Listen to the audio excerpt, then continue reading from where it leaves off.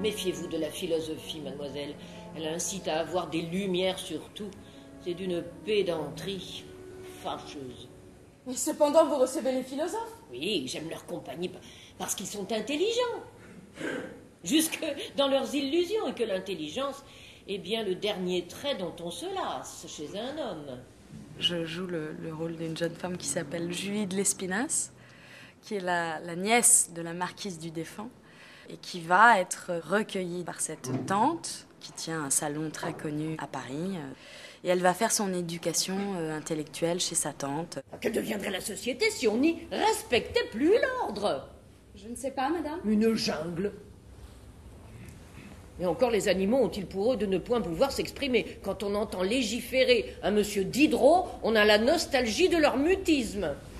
C'est cette lutte aussi par rapport à la petite qui est pour les philosophes, et Madame du Défend qui est plutôt conservatrice, et moi qui suis entre les deux, quoi.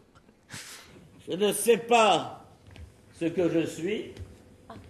Je ne suis pas ce que je sais. Hein? N'est-ce pas profond? Je suis l'auteur de cette pensée-là. Je ne l'ai pas encore comprise. Y aurait-il quelque chose encore? Oui, madame. Et vous seule, qui êtes pour moi comme une mère? Non, non, je n'ai jamais pensé cela, mon enfant. Je vous ai dit que moi, je vous considérais comme ma fille. Il n'y a pas obligatoirement de réciprocité. C'est très agréable à jouer parce que c'est très drôle et c'est une pessimiste active, complètement athée et complètement noire, mais en même temps très drôle. C'est un personnage assez fascinant.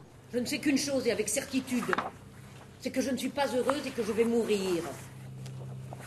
Que peut faire à cela votre encyclopédie? Ce n'était pas dans son intention. La souffrance de vivre et la peur de mourir seront pour toujours notre lot. Et l'encyclopédie ne l'allégera pas ce qu'elle enseigne. C'est insignifiant. Mais parlez pour vous, madame. Il y a beaucoup de gens qui ont appris, en la lisant, à vivre mieux et à avoir moins peur. Quand Julie arrive chez Marie, elle ne sait rien de Paris. Elle va apprendre petit à petit à penser avec les philosophes. Et petit à petit, elle va comprendre que pour exister, il va falloir qu'elle tue la mère. Pourquoi m'avoir si peu aimé?